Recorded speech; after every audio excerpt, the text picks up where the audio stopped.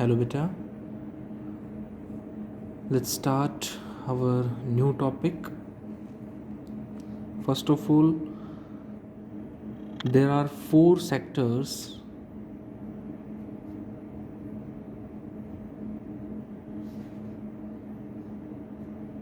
namely the first sector is household sector. हम पहले भी बात कर चुके हैं इस सेक्टर के बारे में डिटेल में.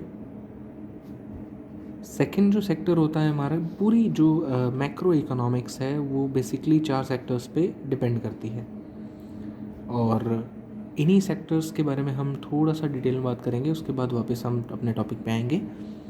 House hold sector the first sector and the second sector is producer sector.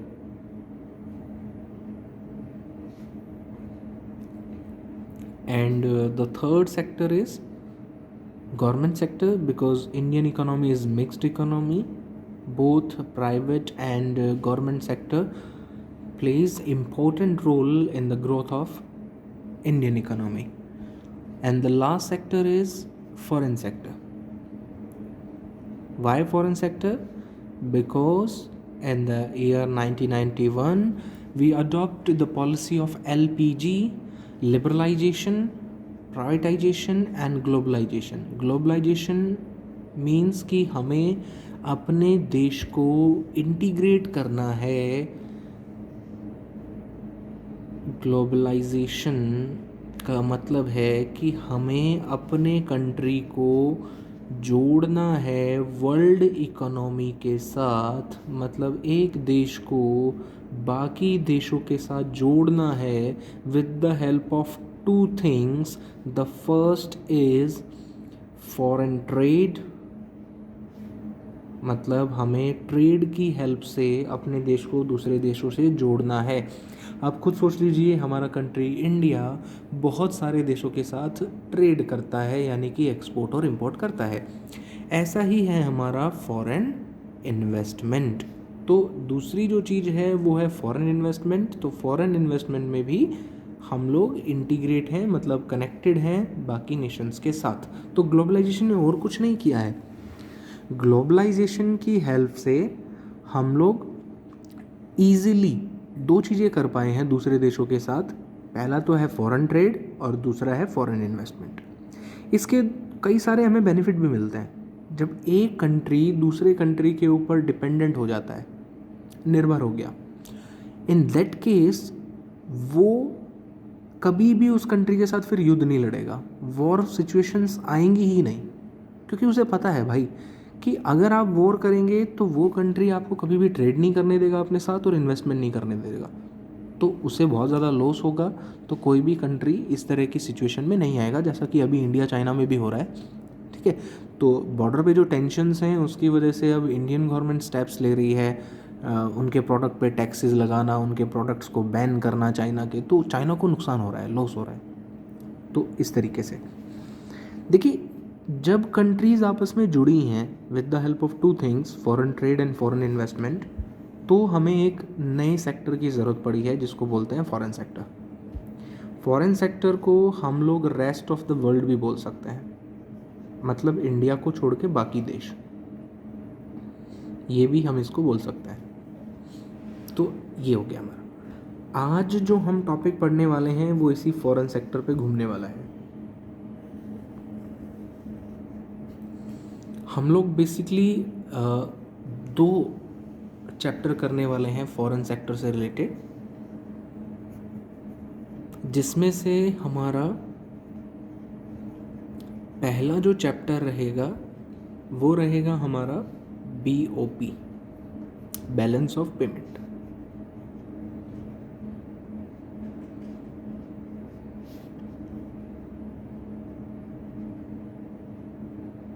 और जो सेकंड चैप्टर है हमारा वो है FER, फॉरेन एक्सचेंज रेट.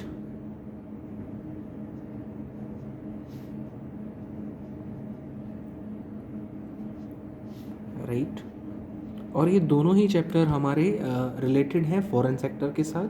मतलब इंडिया जो डीलिंग्स कर रहा है बाकी नेशंस के साथ, उसके बारे में इन दोनों चैप्टर में हम बात करने वाले हैं कि किस तरीके से एक्सपोर्ट और इंपोर्ट होते हैं, एक्सपोर्ट और इंपोर्ट कैसे डिसाइड होते हैं, कैसे पेमेंट्स होती हैं, सब कुछ वगैरह वगैरह हम डिटेल में उसके बारे में बात करने वाले हैं। सो आज की क्लास में हम पहला चैप्टर शुरू करने वाले हैं, BOP, balance of payment.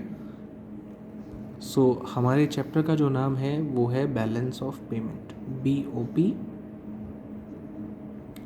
Balance of payment, ये हमारे चैप्टर का नाम है। देखिए, अगर मैं इकोनॉमिक्स लैंग्वेज को 2 मिनट के लिए छोड़ दूं और हम लोग बेसिक बात करें बैलेंस ऑफ पेमेंट के बारे में, तो क्या नज़र आ रहा है, मतलब क्या दिख रहा है इस चैप्टर में हमें?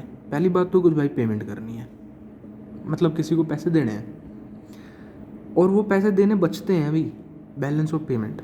तो हम लोग पैसे क्यों देते हैं किसी को? या तो हमने कुछ खरीदा है उससे, या पहले कभी पैसे उधार लिए होंगे, लोन लिया होगा, तभी तो पैसे वापस कर रहे हैं। यही ये चैप्टर है। बेसिकली आप ये समझिए कि अगर 2 इंसान हो, एक मिस्टर एक्स है और एक मिस्टर वाई है। अब मिस्टर एक्स और मिस्टर वाई के बीच में क्या क्या चीज़ें हो सकती हैं, क्या क्या ट्रांजैक्शंस हो सकती हैं। ट्रांजैक्शंस को हम लेन देन भी कह सकते हैं अगर हिंदी में बात करें तो क्या क्या ट्रांजैक्शंस होती हैं इन दोनों के बीच में, हो सकती हैं, पॉसिबिलिटी, संभावना किन किन ट्रांजैक्शंस होने की है। अगर उनके बारे में हम बात करें तो सबसे पहली चीज़ तो ये है कि भाई इनके बीच में सेल एंड परचेज हो सकता है।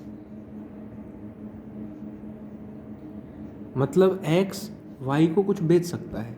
जैसे मान लो एक्स ने ये पेन वाई को बेच दिया, तो एक्स की तरफ से तो ये सेल है और वाई ने ये पेन खरीदा है, इसलिए वाई की तरफ से ये परचेज है।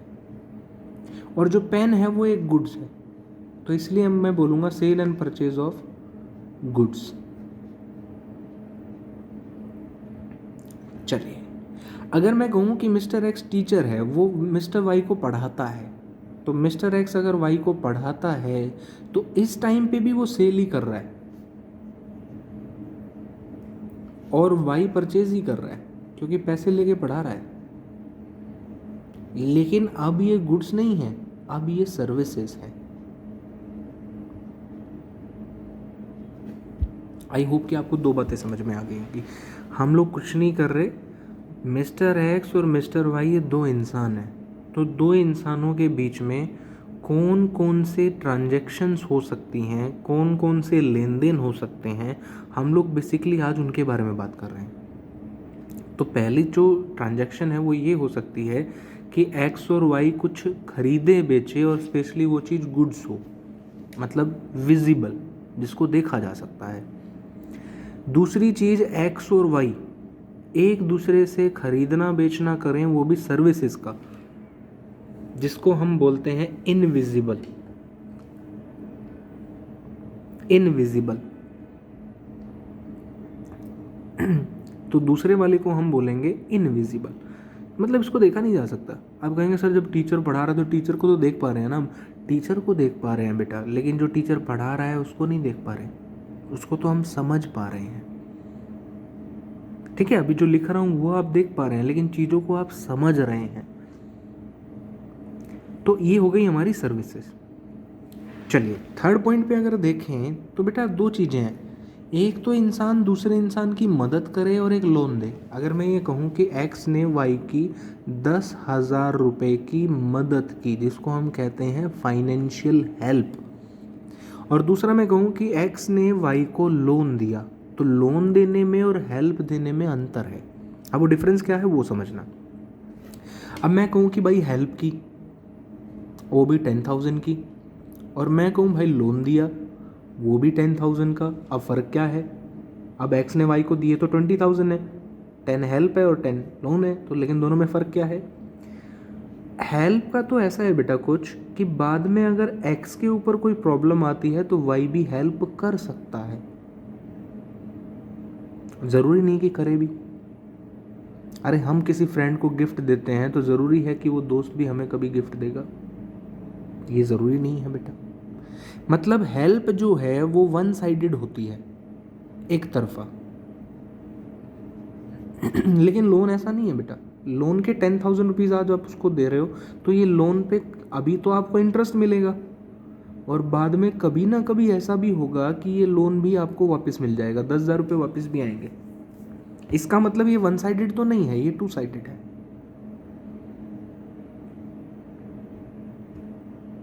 तो एक्स और वाई के बीच में कुछ ऐसे लेन देन भी होते हैं बेटा जो वन साइडेड होते हैं, मतलब कुछ ऐसी ट्रांजेक्शन्स भी इनके बीच में होंगी जो कि वन साइडेड होंगी। वन साइडेड को हम लोग इकोनॉमिक्स में बोलते हैं बेटा यूनिलेटरल ट्रांसफर्स। मतलब एक्स और वाई के बीच में unilateral transfers, one sided transfers चीज़ें भी हो सकती हैं, ऐसे जिनको हम कहें कि ट्रांजैक्शंस भी हो सकती हैं, लेन देन भी हो सकते हैं। और ऐसी चीज़ें बेटा जो टू साइडेड होती हैं उसको बोलते हैं कैपिटल ट्रांसफर्स। किसी भी दो इंसानों के बीच में इसी तरह की 4 ट्रांजैक्शन या 4 लेन देन हो सकते हैं, इससे बाहर कुछ नहीं होता बेटा। एक्स वाई दोनों आपस में कुछ खरीद बेच सकते हैं, वो खरीदना बेचना गुड्स भी हो सकती हैं और सर्विसेज भी हो सकती हैं। 2 पॉइंट ये हो गए। एक्स वाई की मदद कर सकता है, उसको गिफ्ट दे सकता है, ये वन साइडेड हो गया, यूनिलेटरल ट्रांसफर्स।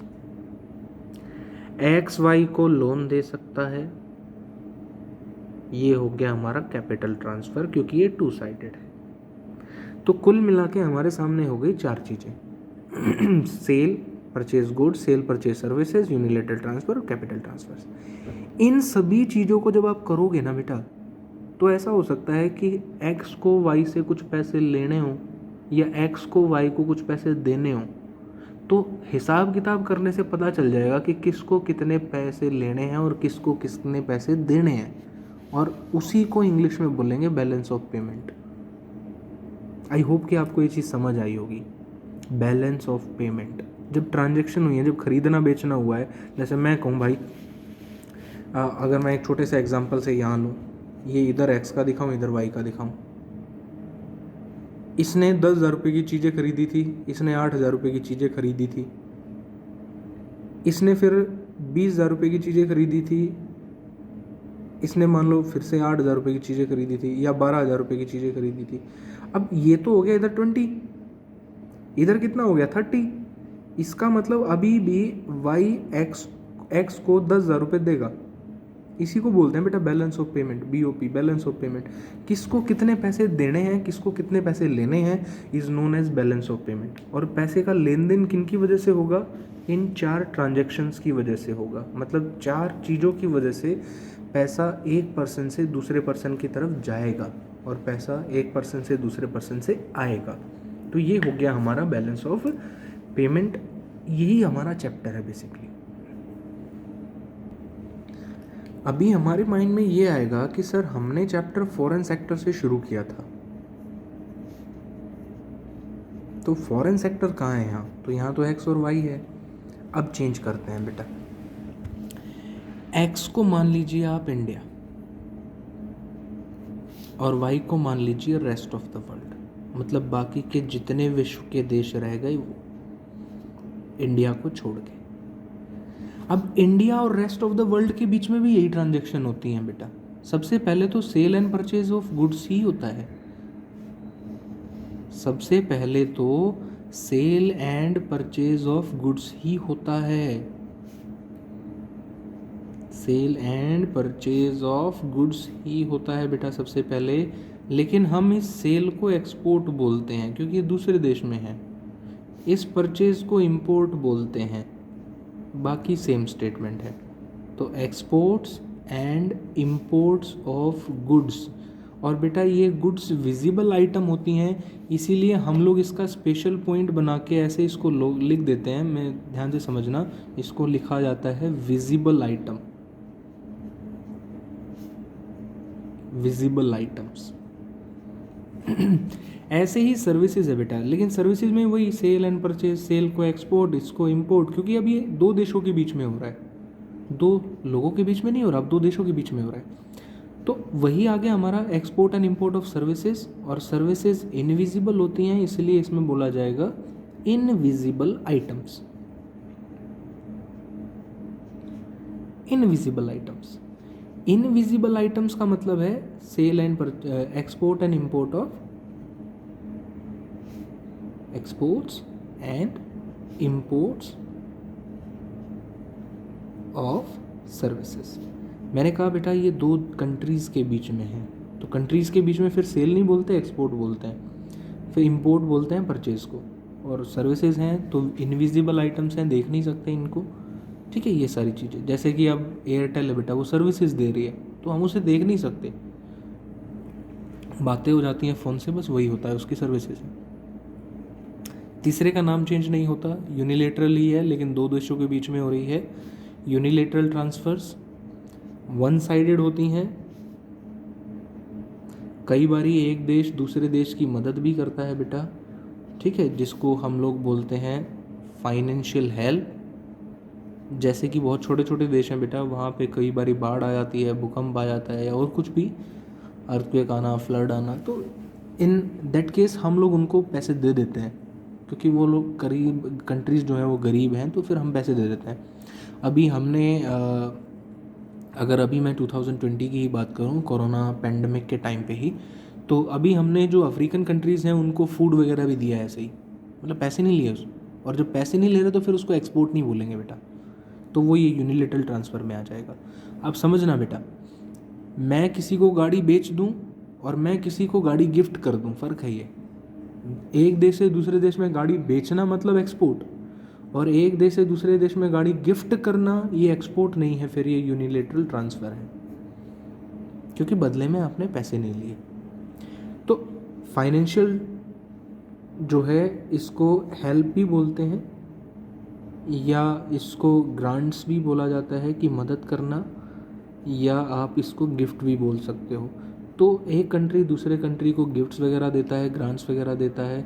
हमने तो अफ़गानिस्तान को 2000 काऊ भी गिफ्ट करी थी, गाय गिफ्ट की थी, क्योंकि वो अपने वहाँ मिल्क प्रोडक्शन शुरू करना चाहते हैं, तो उनको एक डेयरी एग्जाम्पल के तौर पे सेटअप करनी थी, तो उसके लिए हमने दी थी। तो वो चीज़ें ग्रांट्स, गिफ्ट्स और फाइनेंशियल हेल्प वगैरह। लास्ट एंड फाइनल होता है कैपिटल ट्रांसफर्स, ये 2 साइडेड होता है।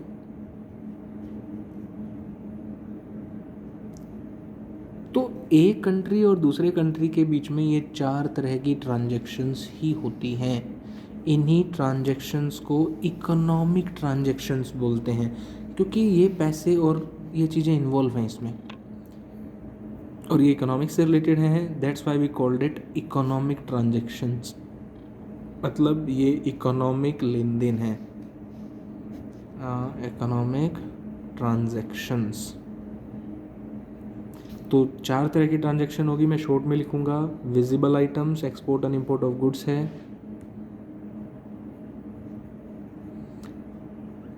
दूसरा है invisible items, export and import of services बोलते हैं इसको। थर्ड है आपका यूनिलेटरल ट्रांसफर्स, वन साइडेड होते हैं, मैंने बता दिया आपको, डिटेल में मैं बताऊंगा बाद में, अभी के लिए थोड़ा थोड़ा जान लीजिए आप। और लास्ट एंड फाइनल है हमारा कैपिटल ट्रांसफर्स। तो बेसिकली 4 तरह की ट्रांजैक्शंस होती हैं 2 कंट्रीज़ के बीच में या 2 से ज़्यादा कंट्रीज़ के बीच में।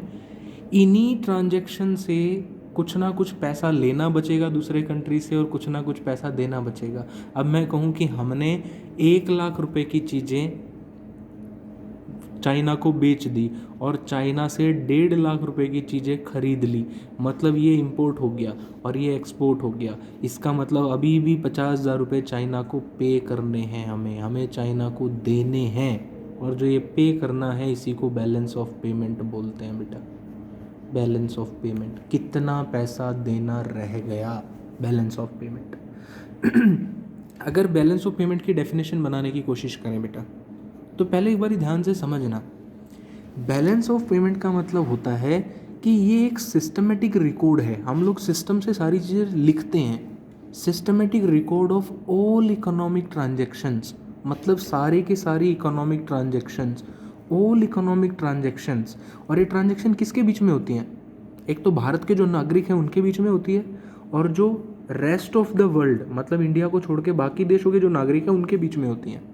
सरकारों के बीच में नहीं होती, नागरिकों के बीच में होती हैं। तो मैं कहूँगा BOP का मतलब क्या हुआ? It refers to the systematic accounting record of all economic transactions between resident of a country and residents of rest of the world. ये हमारी डेफिनेशन हो गई।